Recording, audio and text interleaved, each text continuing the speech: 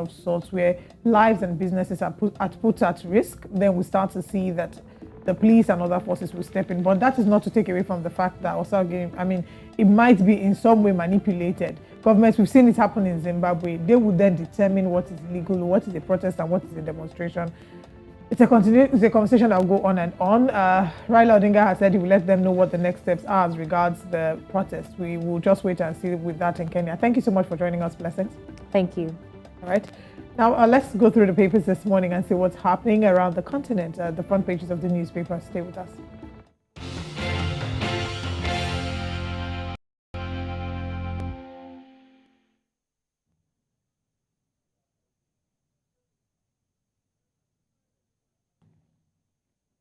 All right, and we start this morning in Kenya on the Star newspapers. It says right there, Ruto warns Raila as Azimio plots intense demonstrations. Of course, it says demos there, but I'm guessing it means demonstrations. And that is one of the things that we just spoke about. The president vows to protect lives and property, accuses opposition of sabotage. That's on page 4 and 5 of the Star newspapers this morning. MPs reject bid for farmers' majority stake in sugar mills. And also, housing is key, agriculture is backbone. That's an article at the bottom left corner of your screen there on the Star newspaper. You can also see a very interesting picture of President William Ruto there. I'm going to see what it says as he issues the deeds to Embakasi Ranching Company shareholders in Nairobi yesterday. Top of your screen, it says, police in Migori warned against firing tear gas canisters in estates.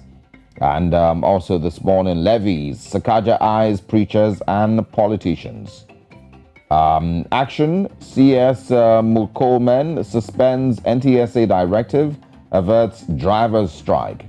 And these are the big stories on the Star this morning. Let's move away from Kenya and see what's going on in Zimbabwe this morning. Exactly. On the Newsday newspaper in Zimbabwe, ZANU-PF threatens its poll candidates. It says here, former State Security Minister Owen Nyumbe has warned aspiring members of parliament against garnering more votes than presidential European President Emmerson Mnangagwa in next month's poll. Still on the front page, we have here, government pounces on 17 pharmacies, and this is in a bid to weed out those accused of violating exchange control regulations.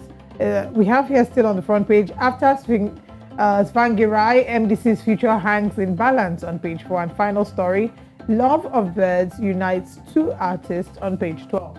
That's all on the Newsday newspaper. Let's head over to Nigeria and see what the Punch is saying. All right, this morning on the Punch newspapers, of course, Nigeria has a lot of interesting conversations that everyone is going to. It says here, Naira devaluation. Nigerian students face tough times in UK. Tuition soars by 60%. New forex rate threatens overseas students.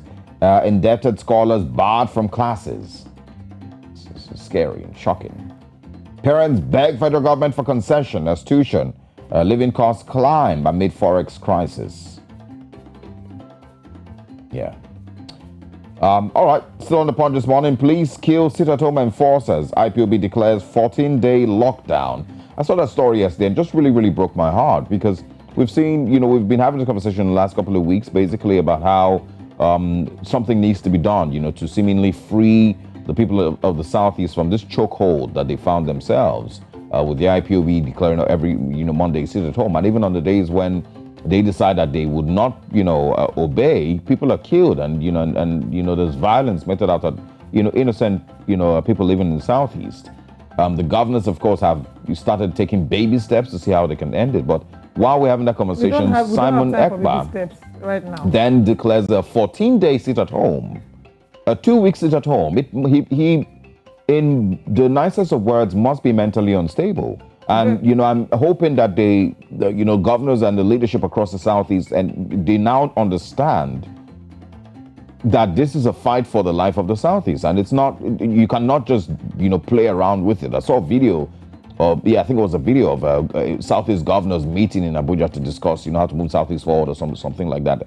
And, the criticism was, was perfect. Why would you leave the Southeast and go to Abuja to have a discussion? But that's a different thing. Simon Ekpa, it's interesting to I think some of the questions to ask is how come he has come to wield so much influence on the southeast and on the It's decisions, fear, especially yeah. as regards IPOP. Yeah, I don't think it's Does that influence, really it's fear. further the agenda of the indigenous people of Biafra? Because right now, the major they're calling for is the release of Mazi Nnamdi Kanu.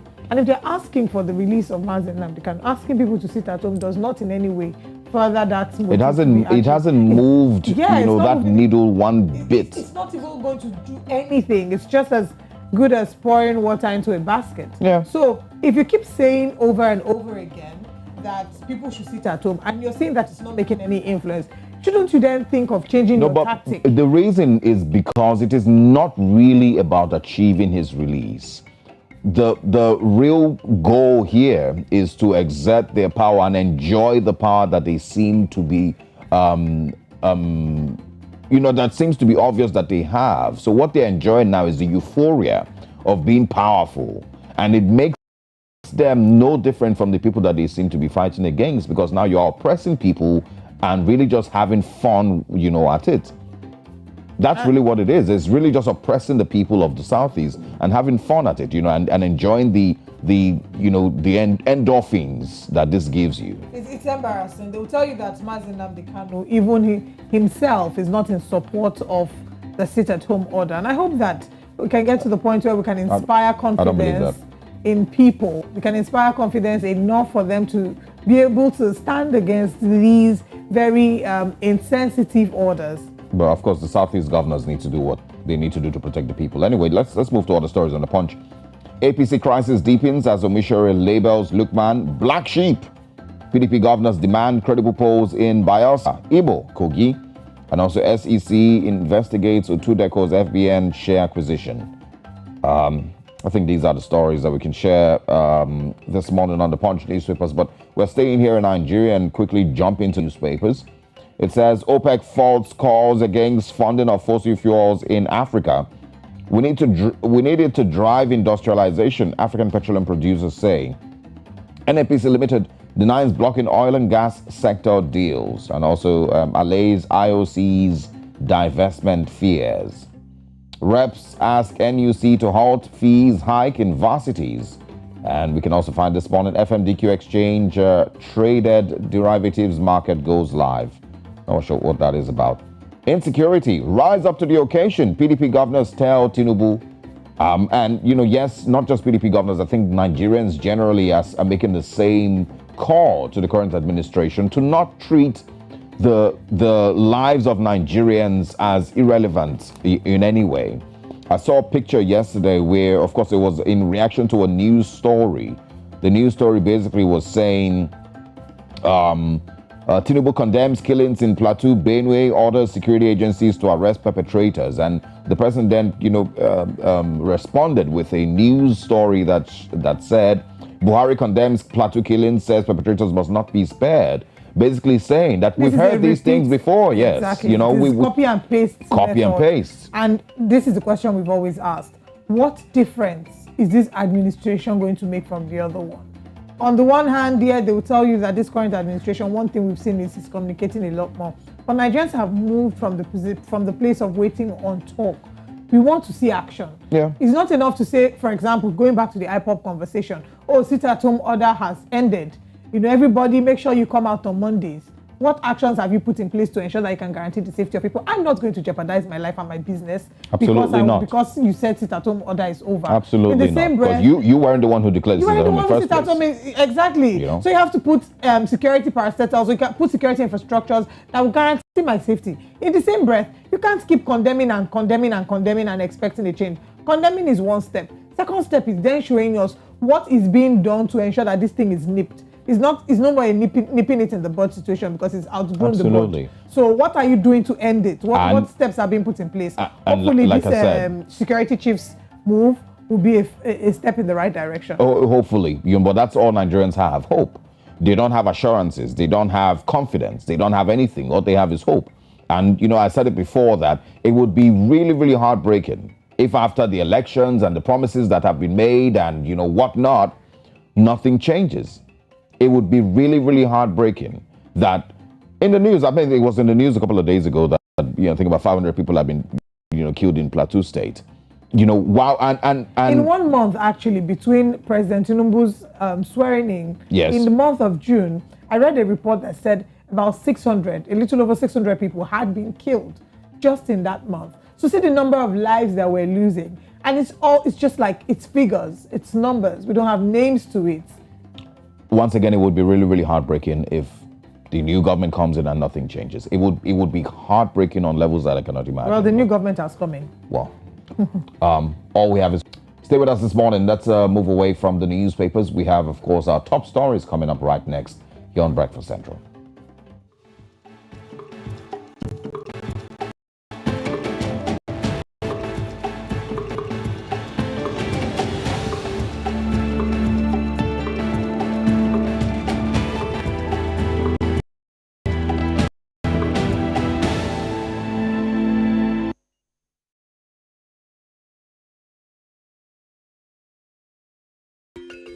Africa is rising. Again, we hear our sounds echo on the other side. Afrobeat and Afropop reinvented, hip life brought back to life, new energy infused into Kwaito and Kwela. Africa is balling. Every stroke, every shot, every raise, we find our place at the top. Taking the helm of real power, new hopes for democracies. A breed of entrepreneurial tigers, audacious storytellers, and a promising generation raring to go. Truly, Africa is rising. And this is where the stories that define our continent live.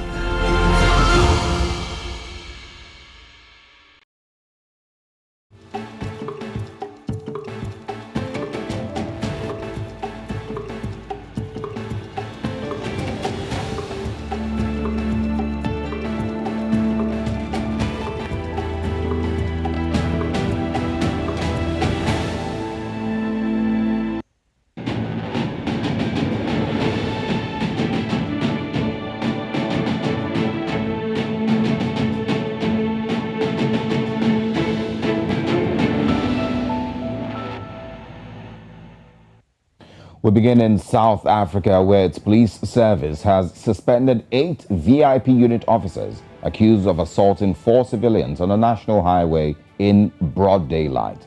The suspension comes after several organizations and citizens demanded that the police be suspended based on videos, or the video rather, of them assaulting motorists that went viral on social media last week. The officers are members of the SAPC, Protection and Security Services, SAPS Protection and Security Services, I beg your pardon, and they are attached to the protection detail of the country's Deputy President, Paul Mashatile. The Deputy President was not in the vehicles when the incident happened. Civil society organizations such as Action Society have released a petition calling for the banning of blue lights for ministers and for the officers to be charged with attempted murder, malicious damage to property, and intimidation. Joining us to discuss this further is an executive director for Organization Undoing Tax Abuse Advocate, Stephanie Fick. Good morning, and thank you very much for joining us. Good morning, and thank you for having me. All right, now let's get into it. The fact that these men had the confidence to do something so dastardly in broad daylight without fear of repercussion, thankfully was caught on camera, and now we're seeing this. I'd like you to say, share with us what this says about the security detail of the Deputy President, and why has it, why did it take a bit of time? Would you say that, the investigation has gone according to plan? Would you say that the delay in the response to this is probably unwarranted? Yeah, it is really scary to think that, and the question is, if that was not on social media, would anything have happened? And we should be, be sure there's not a message out there that they are a power unto themselves. And unfortunately, it appears that way. This is not the first time that this has happened. And it is now time that we actually do something about it. And I think the call for some accountability is really warranted. The question is also, if me and you did this, would we have been arrested? And I think the answer is yes. So why is there special treatment of, for example, these police officers? On the one hand, we understand that they have a duty, but they have a duty to protect, South Africans in general. And what you see there is definitely not taking the best interest of the citizens of the country into account. So although it is good news that they were suspended, the next question is, shouldn't that suspension be without pay? And yes, of course, there will be a time when they will appear in court, hopefully, and whether they're innocent or guilty, they will either be found innocent or guilty. But in the meantime, I think what is extremely important is that we cannot allow, the powers that be to sort of get away with something like this. And it is high time that we look at how do we hold them accountable. And then the whole question is, do we really need them? Oh, well, now we're even talking about, a suspension, which, I think a lot of people would agree, still did take a while. Deputy President Paul Mashatile, of course, had to even make a statement, before any of these, suspensions happened. But is the suspension enough, and do we trust the South African government to go beyond just a suspension? Will we expect that these persons will be sued? Will they be fired eventually? What kind of investigations are we expecting to happen, aside just suspending them? I think it's an extremely good question. I mean, it is, I always go back to, our criminal justice system specifically makes provision for the fact that and our constitution makes provision for the fact that you are innocent until proven guilty. But we shouldn't get stuck in that. That will happen. But in the meantime, you're talking about employees of the South African Police Service that has a duty to protect. And what we've seen is the opposite. So is suspension enough? I think the answer is no.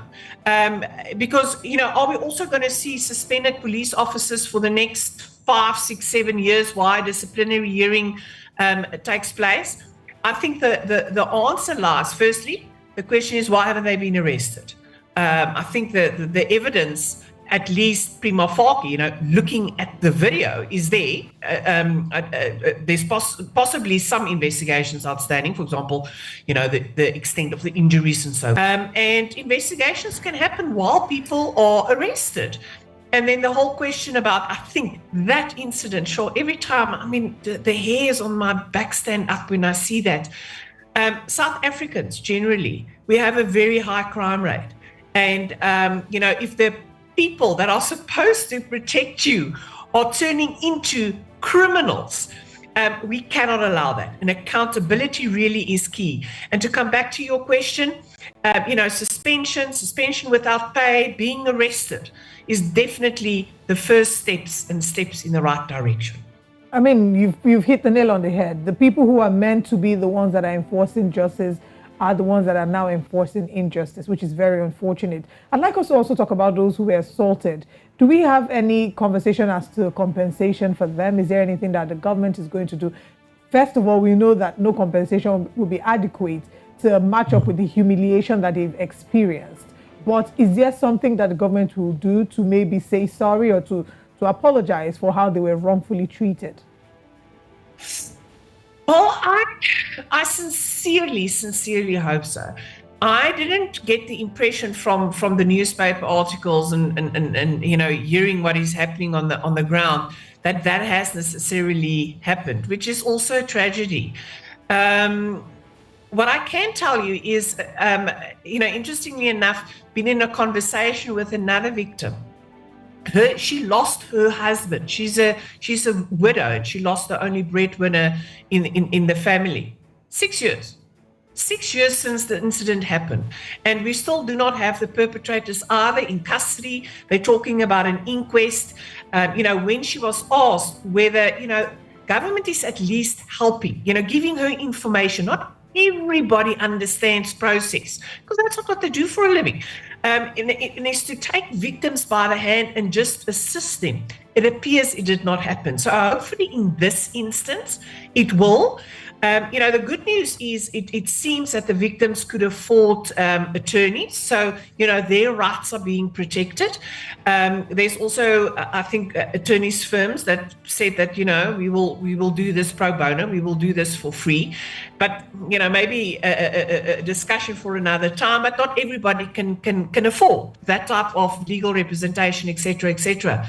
So, is the government going to take the victims by the hand and lead them through this process and making sure that their needs are catered for?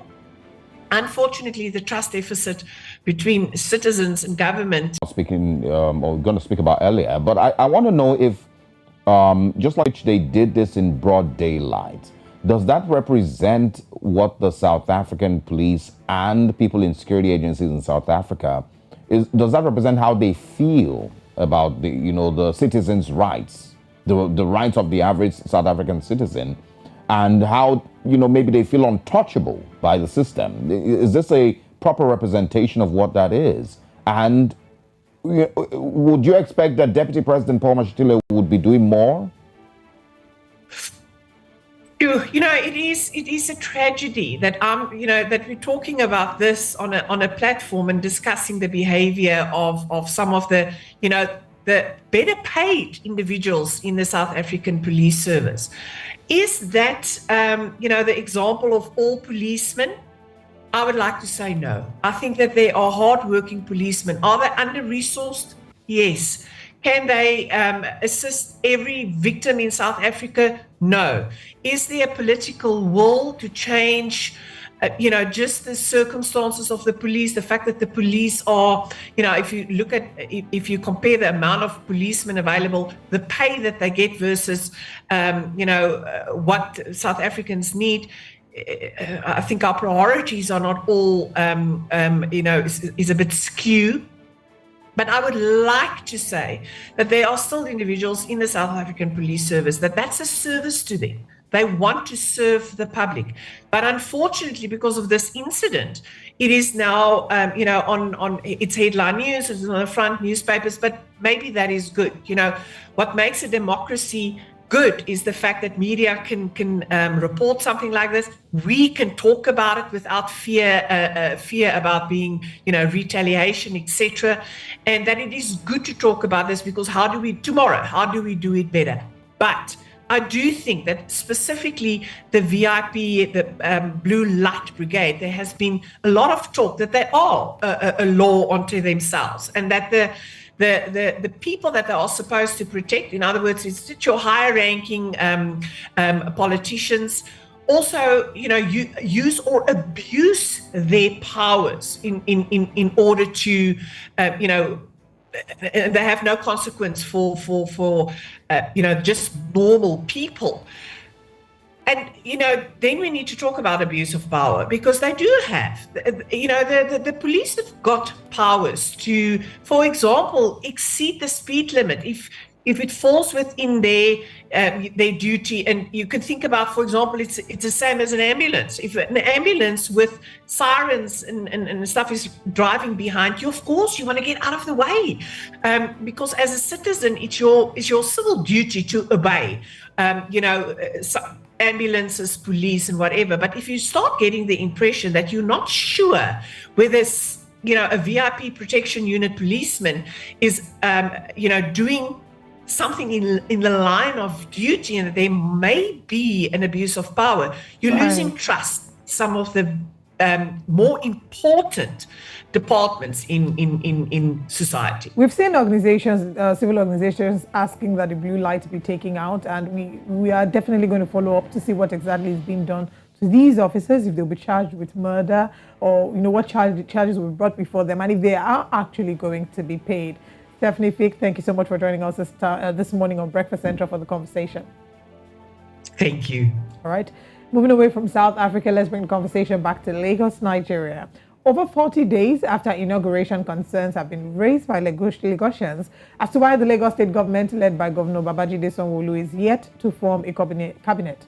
while some are affirming that perhaps the governor is running a one-man show that can aid corruption. A few days ago, we had Ebun Oluwadegboruwa, a senior advocate of Nigeria. He's accused the Lagos State Governor Babajide Sanwo-Olu of spending funds, public funds, while the State Executive Council has not been duly constituted. And he did it in an open letter titled Lagos Without a Cabinet. In response to his letter, the Chief Press Secretary of Lagos State, Gboyega Akosile, has said that the governor is not flouting any law by not forming a cabinet, and that the Constitution allows for 60 days after taking oath of office to form a cabinet. We, of course, are now joined by Gboyega Akosile, the Chief Press Secretary to Lagos State Governor, to shed more light on the possible reasons for this delay. Good morning, Mr. Akosile. Thanks for joining us. Good morning. How are you? Very well. Great to have you. And now, I'm sure that I mean, yes, I understand that you've put a rebuttal to the criticism, but, you know, it's not shocking to hear people across Lagos, maybe 1, 2, 3, 400 people, I'm not sure how many, ask why there has been such a delay with forming a cabinet.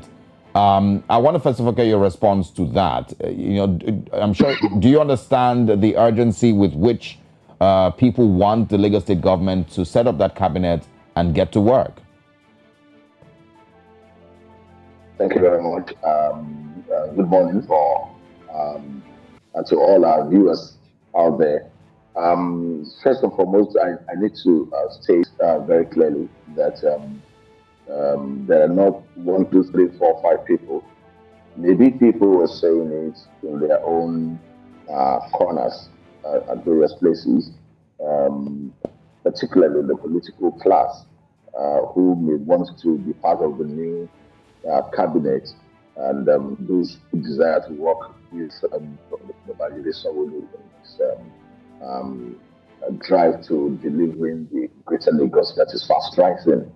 But to the average Lagosian out there, the most important thing to Lagosian is the functionality of government and the will of governance that is moving at a very fast pace, with or without cabinet in place. So what's important to Lagosian is how well are we running the affairs of the government. But let's answer the question specifically. What does the law say? What does the Electoral Act say? What does the Constitution say? Is the Constitution of the law of the Federal Republic of Nigeria has given you 60 days. And as at the time, Ebun Oluwadegboruwa, the referred lawyer, senior advocate of Nigeria, wrote his letter. The governor had only spent, I think, 37 days in office. So he has not breached any law. So he has not done anything wrong whatsoever. So it was very, very shocking to note that a very respected lawyer of that position would, be in a hurry to write such a letter. You see, you don't apply medication for an ailment that is not for something that is not wrong. You're not ill, you don't have malaria, and you begin to apply, to take anti-malaria medicine. What for?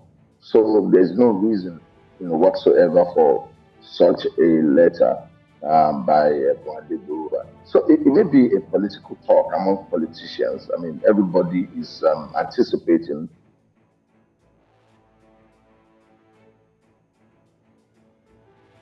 Seems to might be okay. So please go ahead. They all want to be part of the progress of Governor Babajide Sanwo-Olu. It is very understandable, and maybe the lawyer, was relying on that, and he had to put out the write-up box to us, and that was why I responded, almost immediately, to say to him that, look, it was an unsolicited advice from him. We thanked him for his concern about Lagos, but that advice was misplaced, and it was not something that was necessary. And by the way, comparing Lagos with some states was a bit laughable. So we thanked him, but then it was completely out of place. Okay, we also know that, I mean, this is one conversation that some people have also had on the federal level, asking, when the President Tinubu would also set up his own team. And there have been conversations. Of course, we do know that he's working within time frame, the same way Governor Babajide Sanwo-Olu is, of course, still well within time and hasn't committed any offense yet. But I think another question I would like to ask is, even though there is still time, is there maybe any prospect as to when we would have a cabinet constituted and what is to be expected in this new cabinet? The last one was dissolved at the close of work on the 26th of May. We're hoping that in the next few days we'll have information about this. So are there things that, what should we be expecting, and maybe when should we be expecting to see this? Thank you very much. I know that it is actually generating a lot of interest, especially within the political class. A lot of people want to know when the governor will drop the list of his nominees to the House of Assembly. But what I keep telling some of the people that talk to us, someone like you, my colleague, when they ask this question, is that we just need to wait. It's not a one-man affair. Don't forget that we're in a democracy. The same thing applies to Mr. President. Just yesterday, the national chairman of the All Progressives Congress, Alhaji Adamu Abdullahi, said the president will not nominate or will not nominate his ministers alone without the party, if you understand. So that you have to carry the party along. So there's so many stakeholders. We're in a democracy. It's not like, oh, I am the owner of this company and this is what I will do with the staff of my company. They are not your staff, if you understand. So, it's a democracy. The leader is elected to rally around everybody and pick from advice of all the stakeholders. By the time they put everything together and they now, begin to choose the best from the pool, it's usually something that generates a lot of interest. And you have so many constituencies. You have from Mushin to Lagos Island to where you are to Ikorodu. So have several constituencies to Badagry to Epe. So everybody, all the constituencies will come together, donate to the people, and of course the governor, being the number one person, will sit and begin to look at, okay, who is best suited to work with me along this line, who is best suited to contribute to what I started in the last 4 years and take it to the next level. So it's usually not a very easy task, but I can assure you that Mr. Governor will not flout any law. He will deliver his nominees within the time frame allotted to him by the Constitution, by the law of the Federal Republic of Nigeria. So let's just, wait a little. What would you say? Yeah, Mr. Akoshaley, I just want to ask, what you would say the performance of the previous cabinet was, that of course has been dissolved now. Do you think that they performed well enough? Would you give them a pass mark? And of course, that should maybe also shed some light on the type of cabinet that we're expecting. If of course by the time Governor Babajide Sanwo-Olu eventually names cabinet. So what would you rate the previous cabinet's performance as? Of course, bear in mind the way that the elections went. Okay, the performance was fantastic. They performed very well. I must say they performed more than 80%, individually and collectively. Of course, that's reflected in what we had in the election. We won, overwhelmingly. in Lagos State as in governorship. That is still being contested. So, where in the courts? Yes, yeah. I mean, everybody will go to. I mean, that's not a problem. But I'm relying on the result that was announced by the election umpire, and of course the turnout of the people on election day for the governor of Lagos State to return. Of course, the next person to us didn't even get the average of our total score. So that tells you the kind of performance that we had in the last cabinet. If it was a failure, if the cabinet was a failure, of course it would reflect in what the people of Lagos State would have done on the election day for to Governor Babajide Sanwo-Olu. But people of Lagos State came out overwhelmingly and defended the governor and said, look, he had to go for a second term. I mean, no contest, and nobody has the kind of experience and exposure that this man has when it comes to governance and leadership. And so far, you can see it might also be a leader. Yeah, I'm sorry. In the interest of time, we may have to wrap it up, but it might also be, maybe because there's a large number of Nigerians who do not necessarily have, proper basis with which to rate the performance of, government, and of course, I'm talking with regards to improvements in healthcare, improvements in education, security, infrastructure, human capital development, and many other, things that could be looked at. A lot of Nigerians may not have, proper standards with which they rate those things, and that's why they praise people for building bridges and for I don't agree with you on that. You see, man is an experience of its location. You understand? Yeah. So where you are is what determines the kind of experience that you have, right? Now, if you want to go into that, along different phases of development, the government of Babajide Sanwo-Olu has done extremely well, and maybe time is not good enough for us to talk unfortunately. About broadcast journalist myself, so I understand limitation of time when we are on a show like this. But when you look at the area of health, education, infrastructure, social development, human capital development, and the rest, I think the governor has really done well within the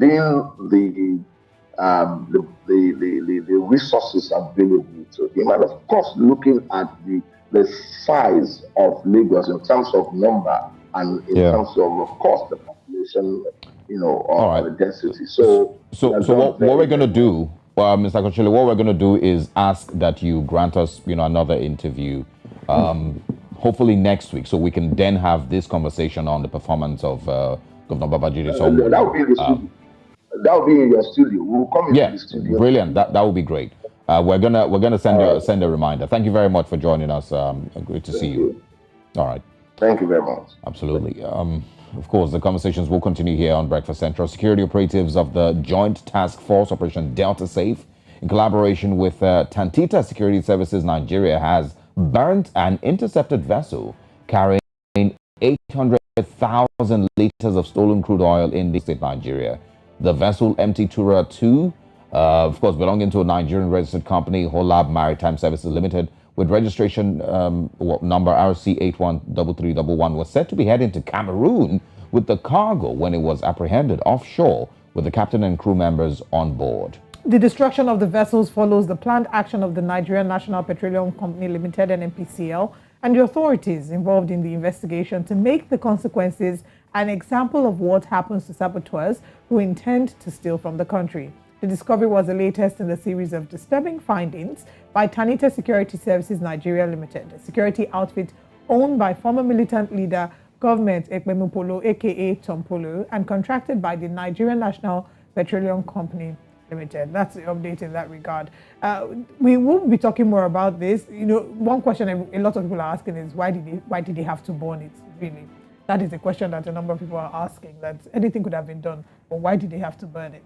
But I guess... I think they've always stated that those are the orders that have been given to them. I think that's what the law also, asks them to. I need to confirm, but I think that's what the laws also directs that they do when they find things like that. But of course, there's definitely the arguments, against it, mostly because, there could still be proper investigations carried out. You don't just destroy evidence like that. Exactly. And it seems more like you're trying to hide evidence when you destroy a ship of that magnitude. And also, the major questions that will be asked, most times would eventually be swept under the rug. We are expecting that the Nigerian government, NIMASA and whoever else needs to come in here would be able to show Nigerians exact details about what the crimes that have been committed here, because it also said that this ship has been has been functioning for about 12 years. So it's definitely not the first time it is stealing crude oil. The perpetrators there and those who also assisted with the committing of this crime, those in the maritime sector, those in the security agencies, those in Escravos, everywhere need to also be questioned. You're not going to burn all of them, but at least you're going to question all of them and figure out how many other ships are stealing crude oil. It's not the only one either. So these are the things that would need to be asked. But are we expecting the Nigerian government to go ahead and ask these questions and, of course, provide these answers to Nigerians? We can only hope that they do. I think I also saw a story of a video, where someone was saying that this particular ship had been arrested about a decade ago, and somehow, some way found itself, back. Right, Back to life. very, very interesting there. And we will talk more about this. We have more stories to explore this morning on Breakfast Central, but we'll go on a break now, and when we come back, there's more to come.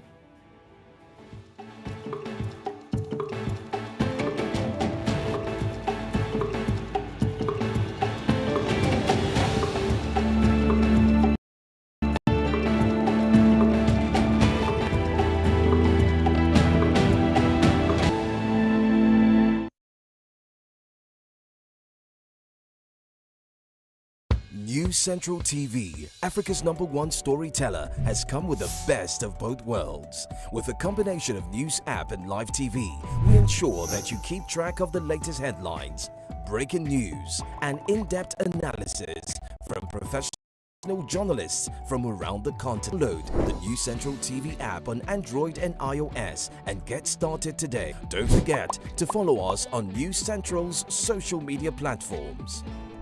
News Central, Africa First. Sometimes, it's not just the distance we travel. It's the gaps we close.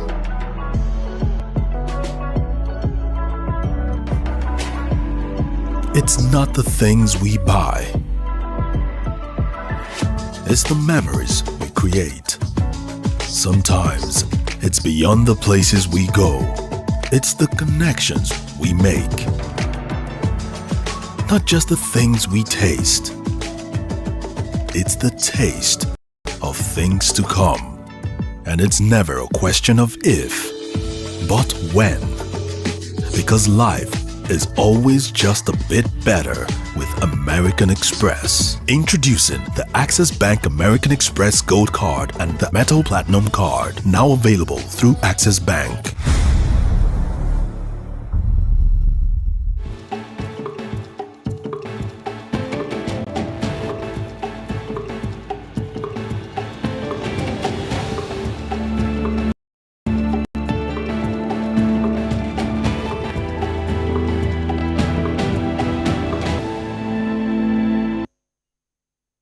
Back to Breakfast Central. Let's take you through the stories we've discussed. If you're just tuning in, we'll take a quick recap of some of the stories we've discussed this morning. Yes, we of course stopped by in South Africa to look further at the VIP protection officers who have been suspended after the assault in Gauteng. We talked about the Lagos State government not yet forming its cabinet, and what that means is Lagos running on autopilot. And of course, in sports news, FIFA confirms receipt concerning the GFA president. We, of course, would X-ray that sometime later on this week. But that's not all this morning. We're coming with more stories in the second half of Breakfast Central. Coming up next, APC already planning for rerun, says Labour Party. And Nigerians await palliative measures on subsidy removal. And Caspar Nyovest regrets aka Biff this morning on the Enterprise.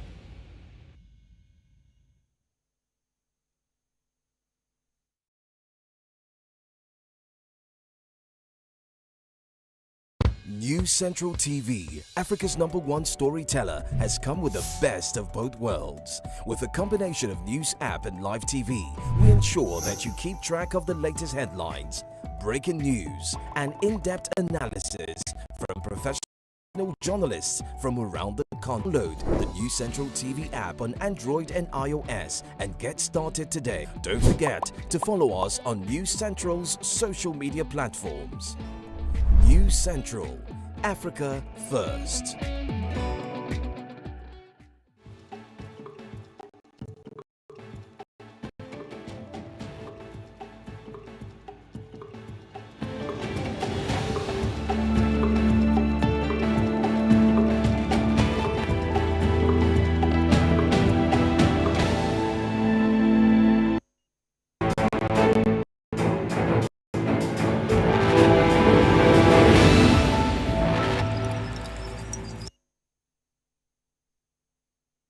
Once again, this is Breakfast Headlines on News Central Television with me, Blessings Mosugu. Let's start in North Africa, where Morocco and Angola have signed agreements to increase bilateral cooperation in various fields in Rabat. This agreement, which covers diplomacy, education, scientific research, tourism, justice, mining and hydrocarbons, was signed by both Moroccan Foreign Minister Nasser Bourita and his Angolan counterpart Tete Antonio. Speaking at the sidelines of the third meeting of the Moroccan-Angolan Joint Cooperation Commission, Antonio says the treaty also seeks to protect peace, security in Africa and promote South-South relations. For his part, Bourita says both nations are able to play a pioneering role for the African continent. In East Africa's police chief has banned opposition supporters from holding illegal demonstrations on Wednesday, following a wave of anger over tax hikes announced by President William Ruto's government. Opposition leader Raila Odinga has urged Kenyans to take to the street over the surging cost of living. Inspector General of Police Japhet Koome says the protest organizers had not provided police with any notifications about their planned demonstrations this week. Now let's go to West Africa, where the Nigerian National Petroleum Company Limited, NNPCL, says an oil tanker carrying 800,000 litres of stolen crude has been intercepted offshore while heading to Cameroon. The NNPCL spokesperson, Garibuddin Mohammed, says the vessel, MT Tura 2, is owned by Holab Marine Services Limited, a Nigerian registered company. The Nigeria state-owned oil company says the vessel will be destroyed as a deterrent. According to Mohammed, the crude was stolen from a well in the southwestern state of Ondo. Now, staying in West Africa, a Malian journalist was acquitted on Tuesday on charges that he falsely claimed a former premier had been murdered in detention by the ruling military government. Mohamed Yusuf Batili was placed in custody on March 13 after allegedly saying former Prime Minister Sumelo Bubeya Maiga had not died from natural causes while he was behind bars, but had been assassinated. Political heavyweight who served under Mali's last elected president died in jail in March 2022, despite pleas from his family to be treated abroad for his deteriorating health.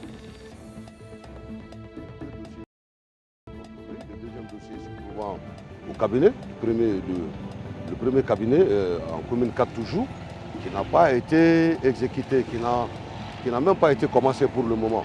Le juge qui a mis un mandat de dépôt, le juge Maïga a été muté, on attend celui qui va le remplacer et on va essayer de le voir pour que lui aussi puisse toucher le dossier et voir si on peut aller au fond et chercher une liberté pour Arassa. Arassa Blali, ama bali auna, anga kiri tigila mogo, an dalen doula bi, an dalen doula sini. Kuma damne na nyo di fo, an be kiri bateau, an be population fana obligé à ka kiri bateau.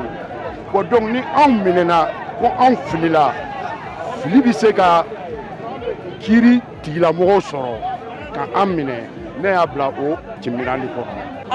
Parce que fɛn tɛ dossier kɔnɔ dossier en vide i b'a minɛ ni mun ye dalu t'i bolo k'i b'a min fini binna kan k'i bɛ se mɔgɔ tɔɲɔ la k'i bɛ se mɔgɔ minɛ la fini y'a tɔɲɔ ko parce que ko se b'i ye se dun bɛ fɛn min ye diɲɛ kɔnɔ o ye masa aramani. In a sad note, in neighboring Guinea, rescue services say 4 bodies were found on Tuesday under an apartment block that collapsed while under construction in Conakry. Officials say 2 people are still missing. Intended for social housing fell down on Monday afternoon in the southern suburb of Matoto. The head of a civil protection service, Togba Izikoli, says rescue teams recovered the 4 bodies within 24 hours of the accident. Let's also tell you that Amnesty International says West and Central African nations must do more to fight corruption and stop persecuting human rights defenders who reveal and denounced it. In a report to our African Anti-Corruption Day, Amnesty denounced the arrest, harassment, detention and death of human rights defenders who fight corruption in 19 West and Central African countries. The rights group cited the example of Cameroonian journalist Martinez Zogo, who had been investigating alleged embezzlement of hundreds of billions of francs by people close to the government. That's all we have on the news at this hour. Olive and Osalge, over to you. Thank you very much, Blessings. Interesting stories there. We, of course, would encourage more conversations on peace and, less protesting across the continent. We hope that we understand each other and governments also understand the demands of their people. Thanks. We'll see you again at 9. Sure. All right. Now, back to the newspapers this morning. We have our own stories to share with you. Of course, these are the stories making headlines across the continent in the newspapers.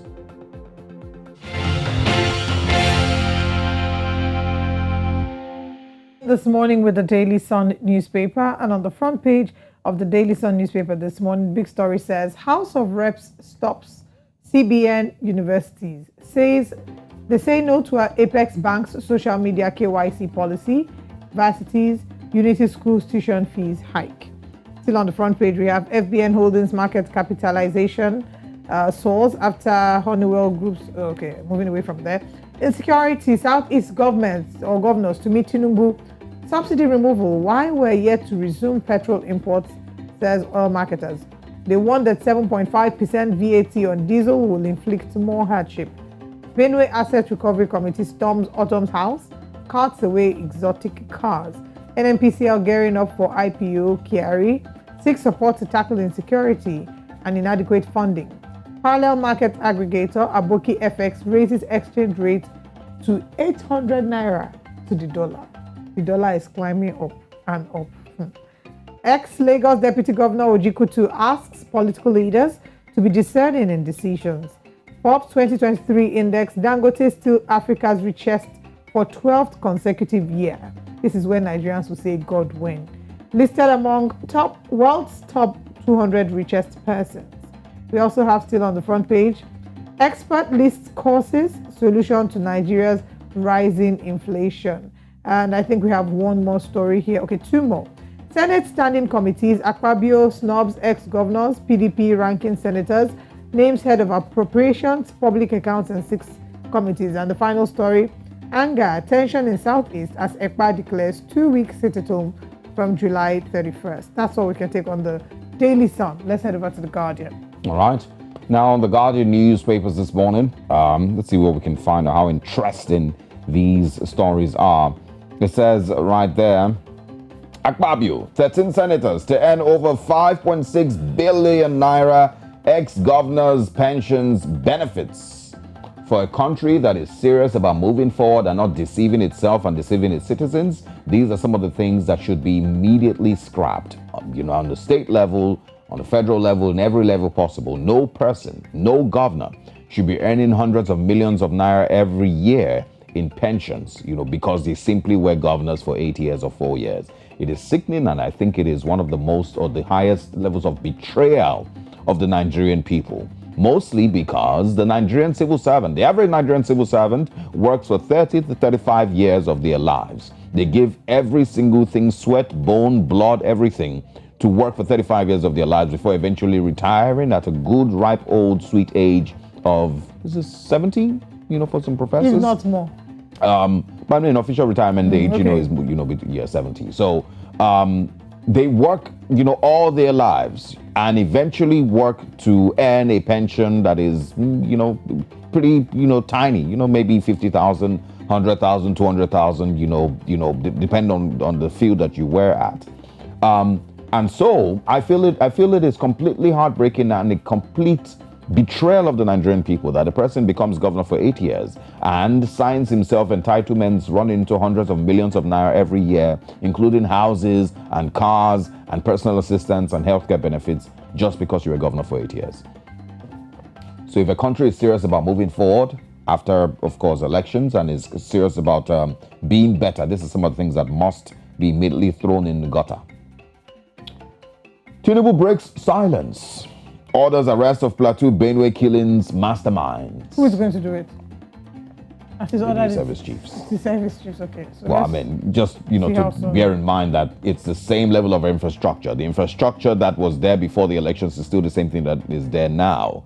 Nothing much has changed, the level of security infrastructure in Plateau State or in Benue. I don't think they've bought any new things. So I'm not sure how they, plan to arrest the perpetrators if they couldn't do it in the past. Hotel staff to die by hanging for killing manager, UK returnee. Separating empowerment projects from First Lady's vanities. And also, reps tackle banks over illegal deductions and indiscriminate charges. Coalition seeks Rimingado's sack, revisit of 2006 report on Kwankwaso. These are the big stories on the Guardian newspaper. That last story is a very important one. Reps tackle banks over illegal deductions and indiscriminate charges. You just be sleeping. You wake up to see like 2 million deductions. Yeah, I see that every It's day. like, what are you deducting? Oh, for servicing the card. You are servicing which card? Cards that you have barely used. What are you? Yeah. It's annoying. Anyway, let's move away from Nigeria, Africa. And the front page of the Sowetan says, we know who's behind this. Mashatile says intelligence officials know who torched 16 trucks in 3 provinces this week. Sele to brief the nation today on what appears to be coordinated economic sabotage. Mashatile interview says, I haven't been to Sodi's house since becoming deputy president. There's no plot to oust me. That's still on page 3. And at the top of the paper, Castor wins, but it's not clear when Trackstar will race again. Malaika Malatsi, black bodies targets of police brutality, on page 14. And this is not a conversation that is unique to just South Africa. The conversation about police brutality is one that is a global conversation. Even more is the about profiling. Profiling them maybe because they are black or they look a certain type of way. So they're saying here that black bodies targets of police brutality is not a new story. And we hope that that narrative changes soon. Not just because we don't want black bodies, we don't want anybody being targeted. We don't want profiling and we don't want people being targeted by the police wrongfully. Final story this morning on the Sowetan says Sowetan motoring. Amarok steals a march on Ranger. That's on page 10. That's all we can take. Let's head over to Cameroon. All right, and now on the Guardian Post this morning, it simply says, welcome to Yaoundé. And it shows a picture of dirt, yes, bad roads, flooding, a taxi with the door. Door, my goodness. I don't know what's going on with that door though, but the door it seems is like out. How the door is not out. It's just the rusty, and then the front, the covering of the door is what is out, so you can see inside the. All right. It's very, very visually unappealing. Yeah, but welcome to Yaoundé.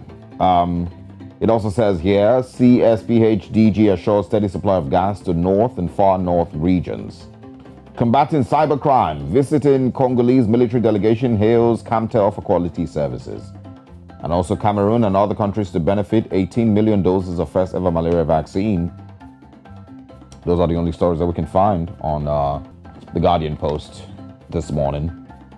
And of course, these are the stories that we have for you in the newspapers. Let's quickly, of course, get back into our top stories and have more extensive conversations this morning on Breakfast Central.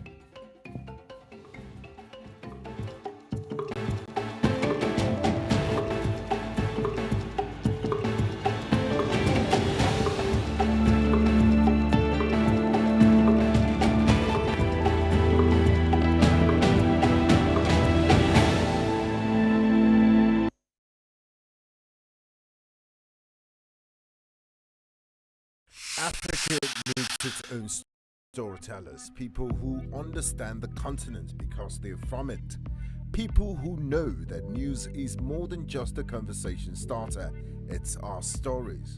Because these stories run deeper than headlines and segments. It's about digging deeper to get the facts and telling the human side of every single story, not just the echoes from foreign headlines and perspectives. It's time to take back our narratives and share them in our voices. The birth of Africa's New Age reporting, and this is where it begins. Right News Central TV, with stories that put Africa first.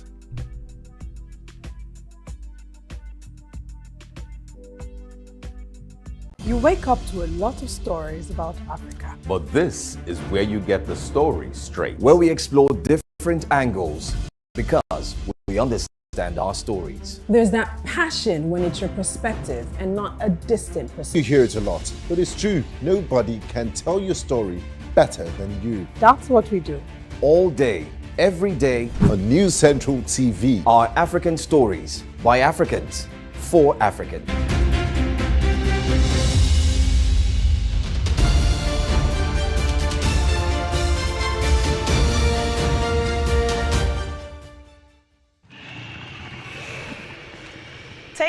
Take it from me, the mind-blowing way to do things is the Glow LTE advanced way. When you stream, it's like you're in the drama itself. You reach where others can't. Doing business is like running Wall Street from your street. And when you play, About that. it's like traveling the world without moving an inch. Is that Toby in your room? You can download in the blink of an eye in 4K. Go. And when you go for your dreams, it's like running with the strength of 3 nations behind you. Glow LTE Advanced, the power of 3 data networks in one. Get a Glow SIM or dial *301#.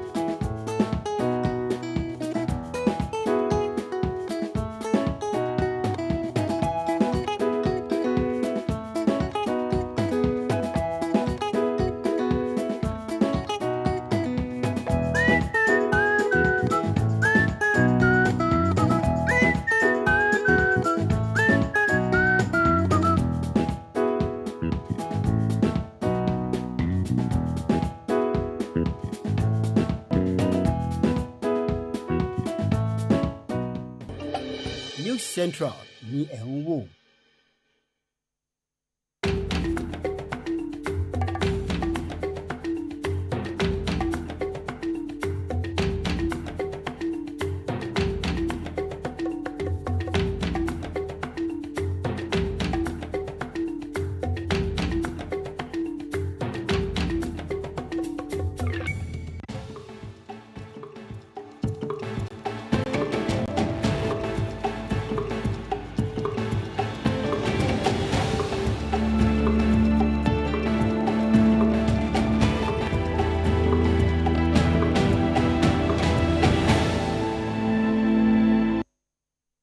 Welcome back. Amid the removal of subsidies, Nigerians are anxiously awaiting palliative measures to alleviate the financial burden. While some states have already implemented plans to ease the pressure on citizens, concerns grow as more states lag behind in providing relief. Perpetua Fashomi Peters has more. As a result of the elimination of fuel subsidy in Africa's largest economy, fuel prices have experienced a nationwide surge, impacting transportation, food prices, and the livelihoods of numerous Nigerians. This situation has led to calls for measures to alleviate the adverse effects of the policy. Although President Tinubu instructed the National Economic Council, led by Vice President Kashim Shettima, to commence efforts in implementing interventions that would mitigate the consequences of subsidy removal for the Nigerian people, no specific actions or plans have been reviewed thus far. By now, the federal government, led by President Bola Ahmed Tinubu, and all the state governors ought to have released their palliative plans to the people by now. States have started unveiling their packages.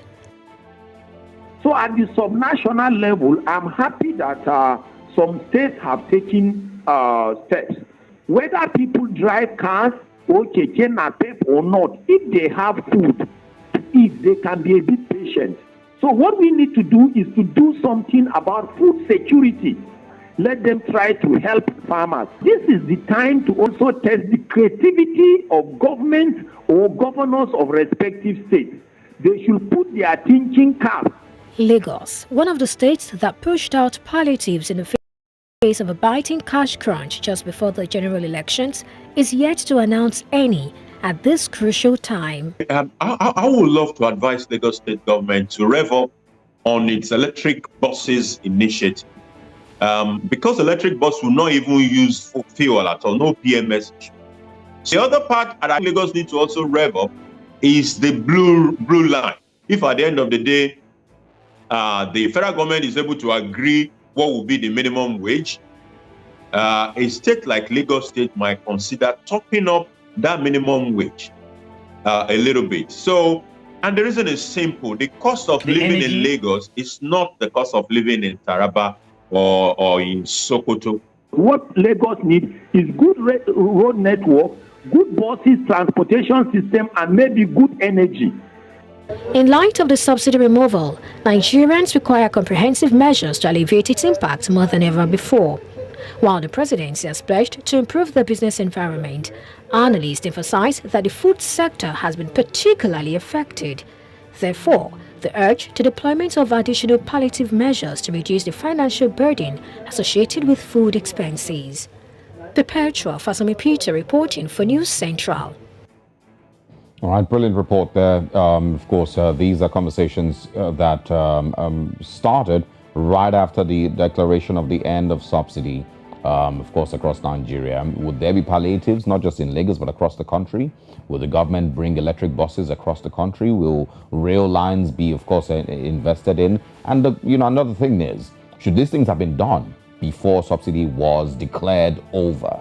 Do you bring up palliatives after, you put the people through increased living standards and increased cost of living? Do you bring up palliatives after increasing the cost of electricity? These are, important questions that need to be asked. How is the average Nigerian coping today? How is the average Nigerian family coping today with a minimum wage of 30,000 naira? It's not even every state that is paying 30,000 naira minimum wage. Petrol prices have skyrocketed from 165, I think, to 500 naira a litre, which is completely insane. And so, people might argue, yes, electric buses might be, important, but that's not going to solve the problem of, 200 million people. How many buses are we going to bring? We'll look into it a lot further. The national chairman of Labour Party, Mr. Julius Abure, has, of course, mentioned the reactions of the Labour Party to the Elections Petitions Tribunal. They, of course, urged members of the party to be alert following information available to him that the All Progressive Congress was already preparing for a possible rerun of the 2023 elections.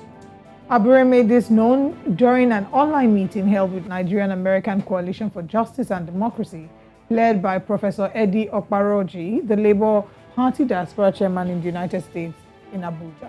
He explained that the ruling party was aware the tide was heavily tilted against it in the ongoing legal challenge to the presidential election results as declared by the Independent National Electoral Commission. Acting National Publicity Secretary of the party, Obiora Ifo, in a statement quoted Abure as calling on the over 10 million members of the party to be on alert and get ready to further humiliate the APC and its government in the polls if their sinister plot fails to materialize. We're joined this morning by APC's Publicity Secretary Felix Morka to confirm whether or not these speculations are authentic. He joins us from London. Good morning, Mr. Morka. Thanks for joining us. Good morning. Thanks for having me. Yeah.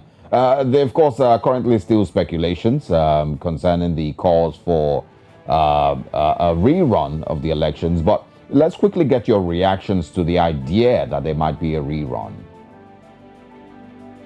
That's utterly ridiculous for anyone, especially the national chairman of the Labour Party, who ought to know better, who is one of the principal actors in that party that went to the tribunal, to argue a case that they won the election and that the election should be declared in their favor.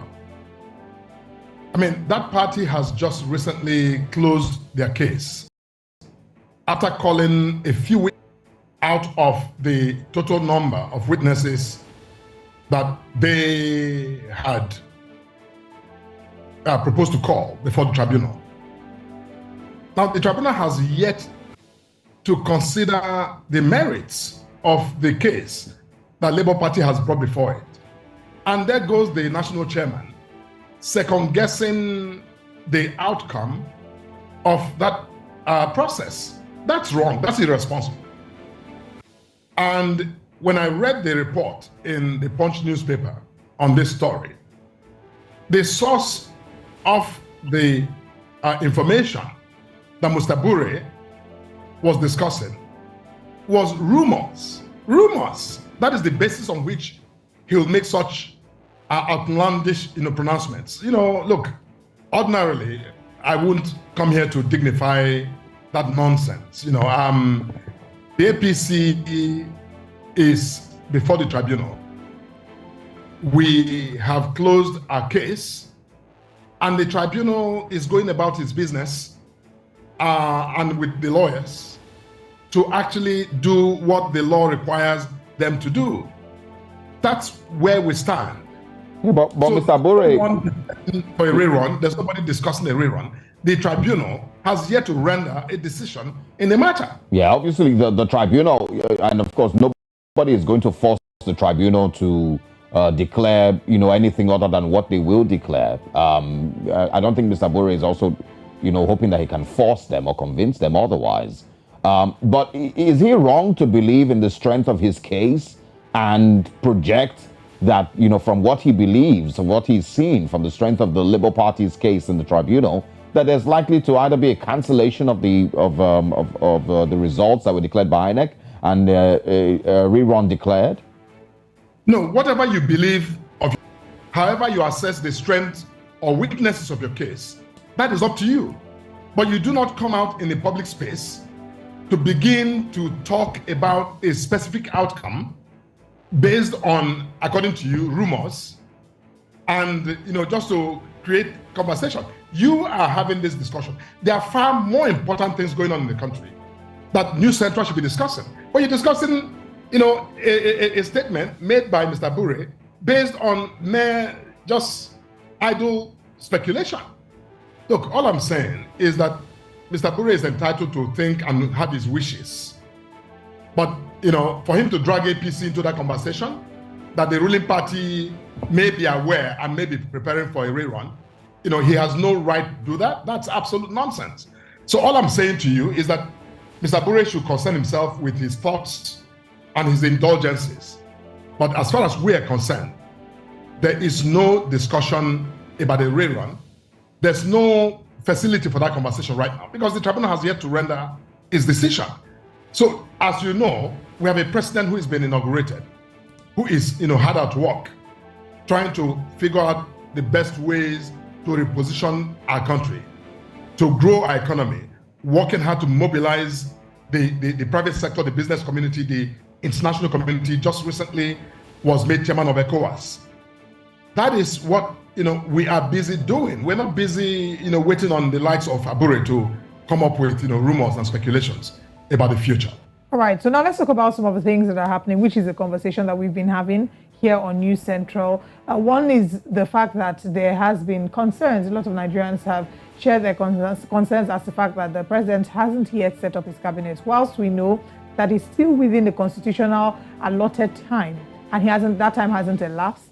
But there are a number of people who worry about the fact that he came in with this certain sense of urgency, initiating policies and making decisions almost as soon as he was hitting the ground running. Do you maybe also share these same concerns as to why this hasn't happened yet, and maybe what are your expectations for this incoming cabinet? No, but you just said it. He has some constitutional time frame within which to make that decision. That time frame is still running. We're not out of time yet. So I think that the president should be afforded the maximum allowable time to think through this important decision and to make that decision. And I'm quite sure that in a very short while from now, we will be, hearing the announcement of the, membership of the cabinet of this government.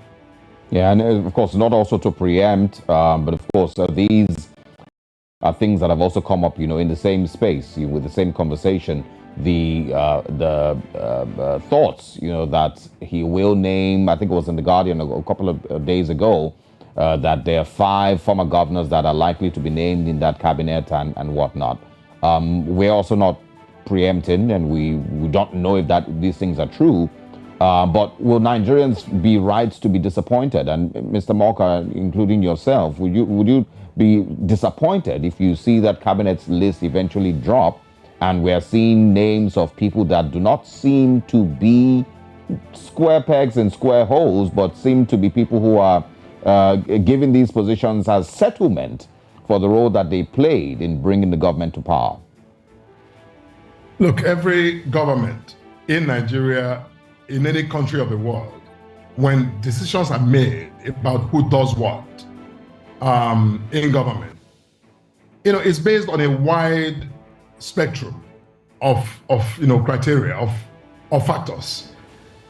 So, like you said, I don't think it's okay at this point. Let's just take a cheap pill and not speculate as to who will make this list and who will not make the list, and whether or not those individuals are. But I mean, Nigerians took a really long chill pill for more than 100 days during the.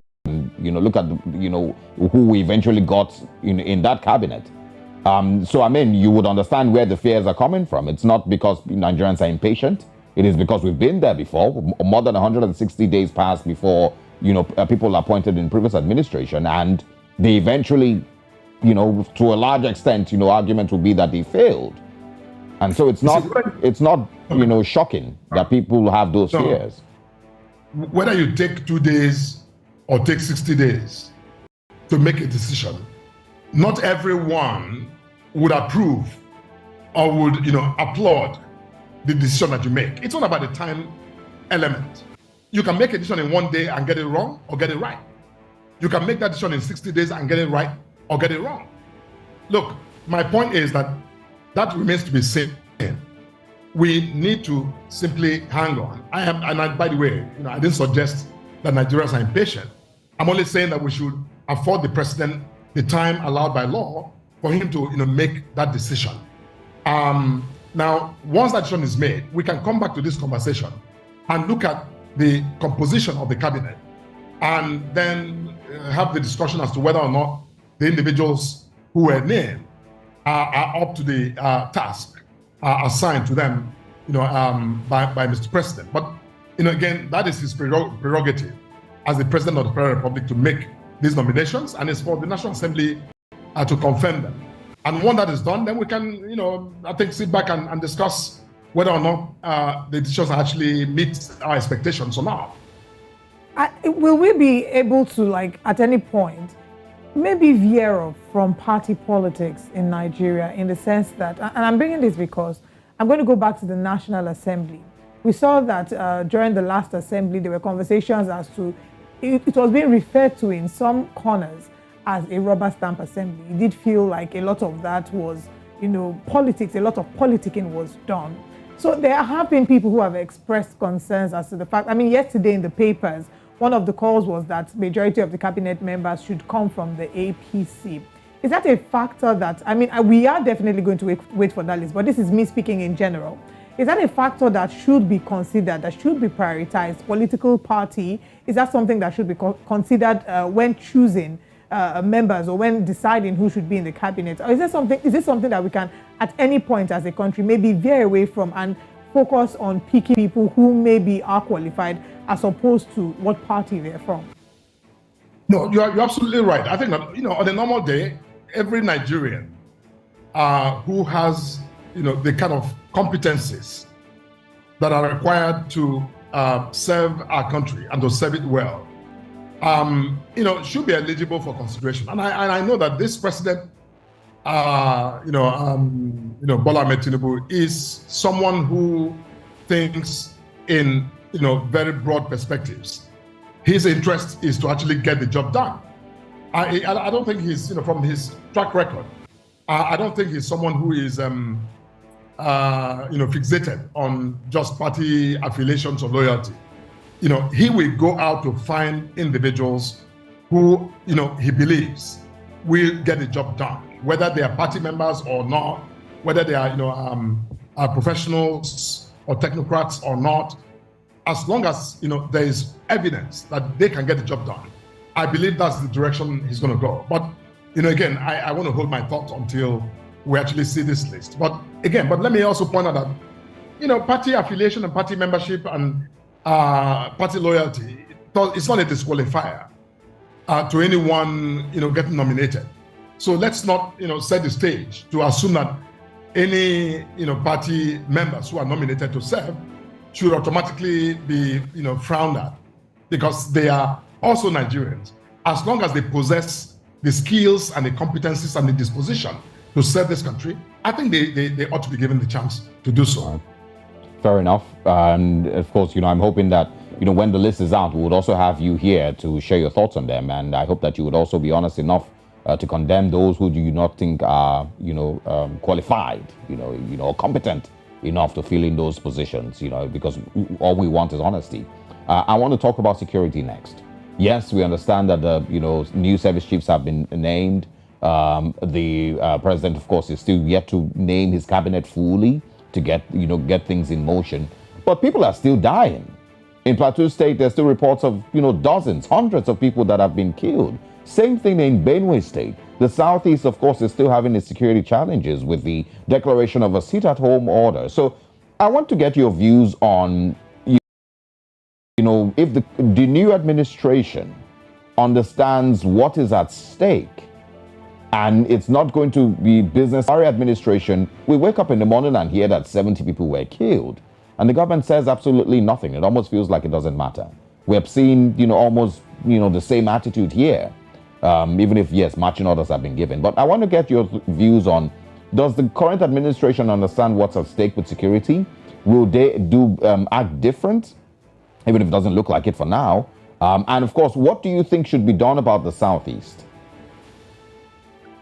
I think that the current administration takes, the matter of our security, national security, very seriously.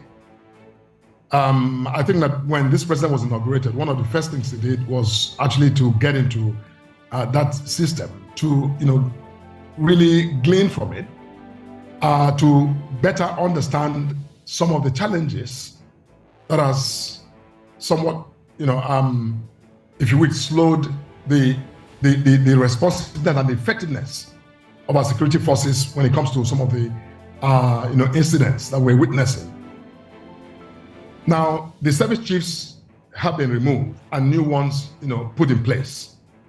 Of course, you will naturally have a time lag between, that assumption of office and the rapid, if you will, uptake in tackling some of these incidents.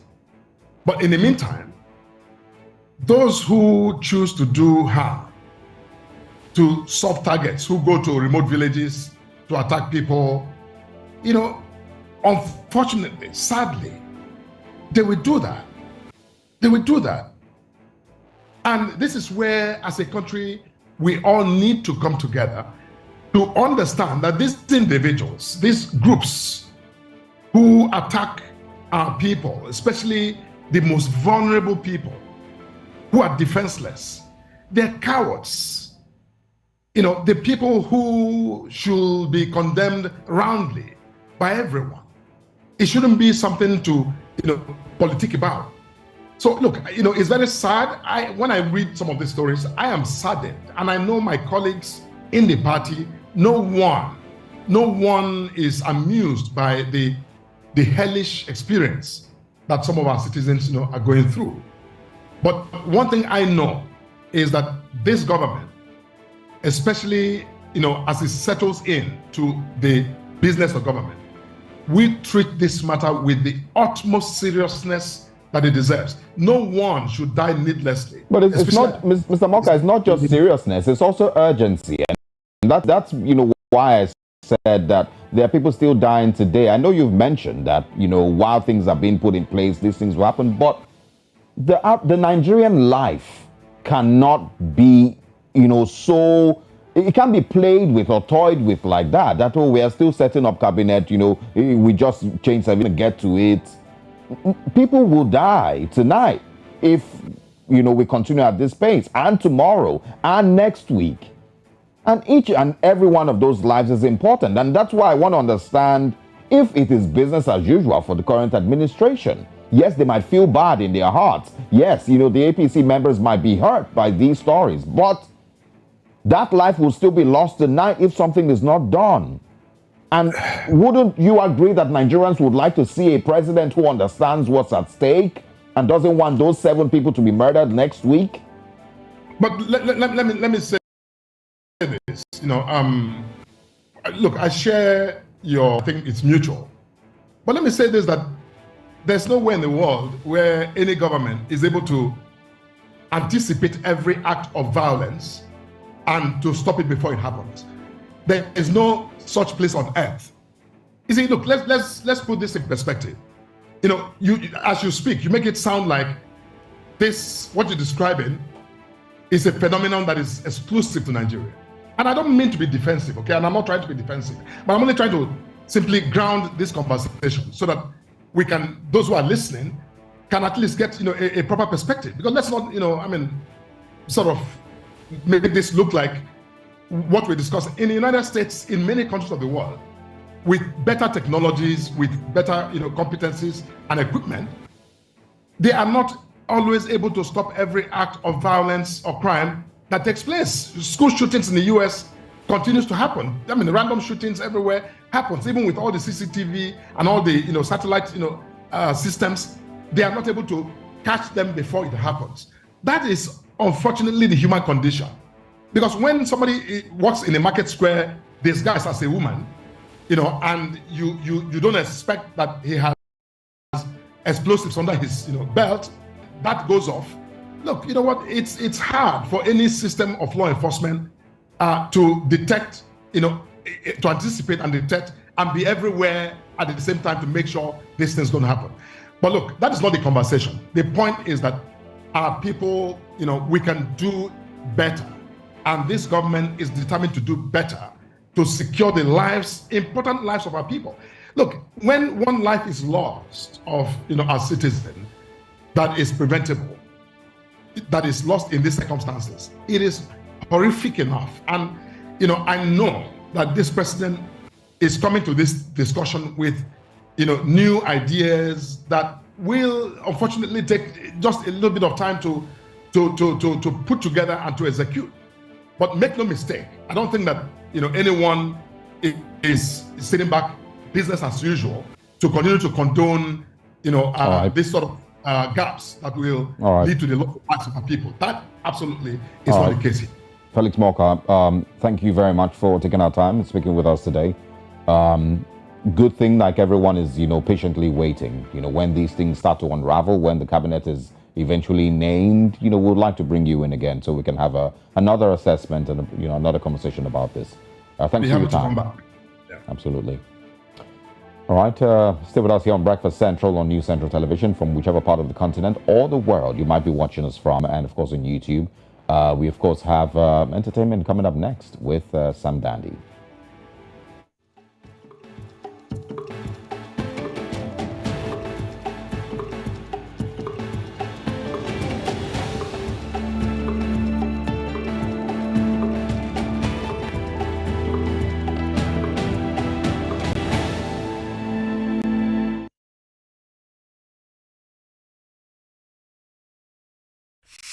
Africa needs its own storytellers, people who understand the continent because they're from it, people who know that news is more than just a conversation starter, it's our stories. Because stories run deeper than headlines and segments. It's about digging deeper to get the facts and telling the human side of every single story, not just the echoes from foreign headlines and perspectives. It's time to take back our narratives and share them in our voices. The birth of Africa's New Age reporting, and this is where it begins, right here at News Central TV, with stories that put Africa first.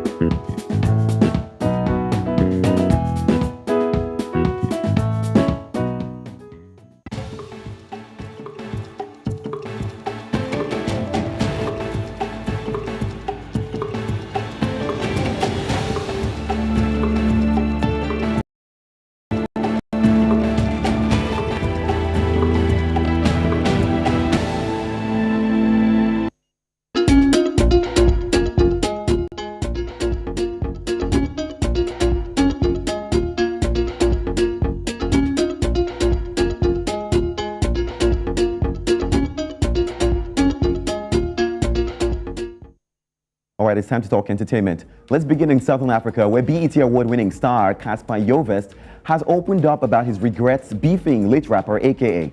Now, the 32-year-old South African rapper even admitted his love for AKA music on the Episode podcast. Now, the Mama I Made It hitmaker said people might not understand how hard it was for him, but he opted not to say anything following AKA's death because of the heat he would have received. This is what he said. He says, "There was nothing I could have said that was not going to be turned around, even if I said rest in peace. So I was like, let me just keep quiet and I'll say something whenever I feel strong to say something." Now, when asked if he and AKA could have resolved their issue, he admitted that he felt that they needed to have met in the boxing ring. Now, of course, a tournament that happens occasionally. He also opened up about music collaborations between them, saying, "We actually do have music together that people have never heard. Those songs are golden songs." Now, aside from speaking on AKA, the 32-year-old rapper, who is preparing to launch his new album titled Solomon on July the 28th, said that he wanted listeners with the project. So we're looking forward to more music, of course, from Cassper, and we wish, honestly, that there was no beef between them. But it happens in the industry.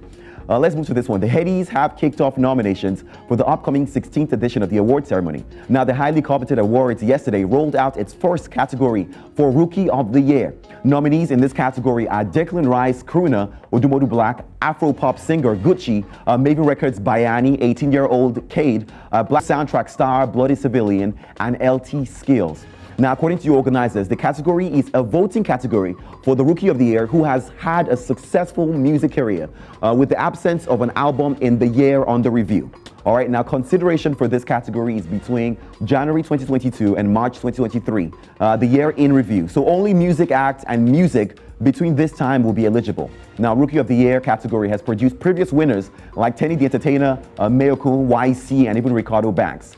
Recall that the last edition in September, the fourth, happened in the USA, which was the first of its kind to happen outside the country since its inception of the Headies. So we're looking forward to this year. So, of course, I already took that part. So that, of course, is the guideline for the Rookie of the Year nomination. Now let's move to the film industry, where veteran actor Kanayo has opened up about his concerns on the BBL trend. Now, the 61-year-old Nollywood star in a recent post expressed his anger and disapproval of the Brazilian butt lift, sharing a story about a young woman whose boyfriend abandoned her after she caught an infection from the procedure. Let's watch this. I am angry, physically and spiritually. A friend in the US told me of how a patient, very beautiful lady, came into the hospital after this bomb enlargement. She had an infection, and her boyfriend, who caused her to go through that surgery, just came into the ward, and next thing was, smelly, stinky, I can't stay here. He ran out.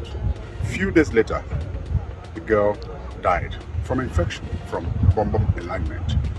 On this note, anybody, the name of boyfriend, who will cause my daughter Ola to do bomb enlargement, Holy Ghost, thunder. I said what? Holy Ghost, may Amadio from... Right, he seemed rather emotional on it. But according to him, of course, the young lady in this story died from the infection. Kanayo then used the avenue to discourage women from getting the procedure done. It's also a trend we've seen, and we admit it's happened a lot of times. All right, the Guinness World Records put out a thread. Of course, we're still obsessed with threads at this point, and it was funny. Someone had said that I'm coming for the Ideathon and Puff Puffathon, get ready. And of course, Guinness World Records, through their platform, commented saying, please, enough with the recordathons. And this is because a lot of Nigerians have taken to social media, taking to apply to break a record. And I guess they're saying that enough is enough. There's one more story on my mind. I saw this one a few hours, in fact, this morning. Adekunle Gold has teased new music, and it's with American singer Khalid. Now, if you know Khalid, of course, Khalid has given us a lot of hit songs, whether it was Young, Rich, and Broke. And now the collaboration, of course, is something that we're looking forward to. But not only that, his post on Instagram revealed that he's looking forward to his album dropping. He says, made a smash hit with my brother, great Khalid. It's called Come Back to Me, produced by the genius Harv. He added, it's been an exciting journey, and I'm thankful to everyone that's been a part of it. Hashtag Tequila Ever After. Now, if you know, he's been touring across North America. He's put out the dates for his tour, as well as across the UK. So let's just play a teaser from the behind the scenes of the process for this project. I know I told you the last time, that'll be the last time I made a mistake. I don't wanna see you cry no more. This one's sweet. I'm definitely looking forward to the music dropping. He's not exactly said when it's going to drop, but we're looking forward to it. The last we heard, he dropped 3 songs on a project called Tio Tequila. So maybe that's a full project we're expecting. We'll look forward to it. As much as immediate information comes out, I'll bring it here first. All right, now I have to ask you guys, Kanayo talking about this. What are your thoughts? It was very, very hilarious to watch, and I kind of understand where he's coming from, but I think also we were sort of shifting focus from who the focus should be on. The focus should be on the women themselves. I think that, I mean, as a person, I can't really comment on what anyone decides to do with their body. But if you decide that you want to do something to your body, you should understand the risks, be ready to, to go through whatever side effects you have to, and it should not be because you want to keep a partner. I don't know if that's a very valid reason, because the truth is, who will stay, who will leave, regardless of whatever you have or do not have. Okay. I totally agree. It has to be a decision that women make for themselves, not because of keeping a man or because any other reason aside their own personal reasons.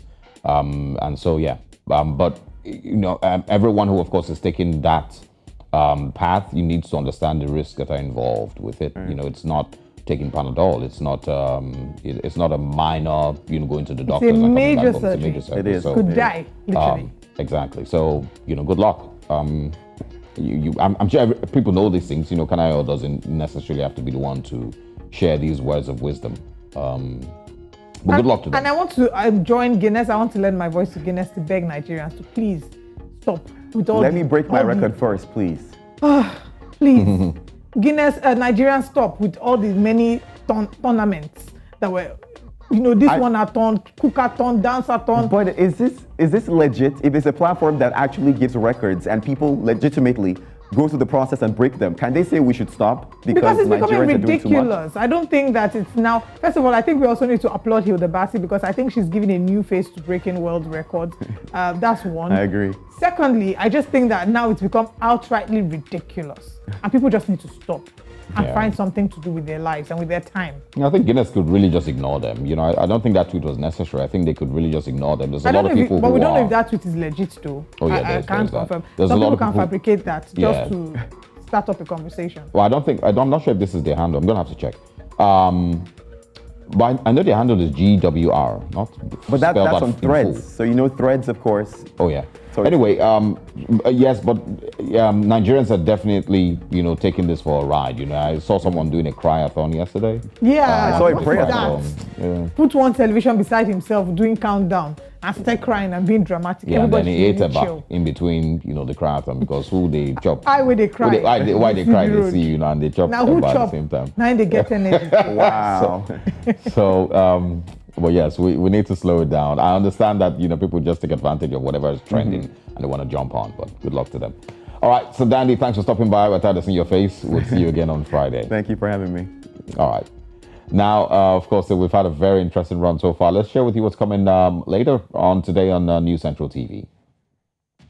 Later today at 11 a.m. West African time, we have Business Edge. Village Square Africa comes your way, 2 p.m. West African time. 7 p.m. West African time, Politics HQ.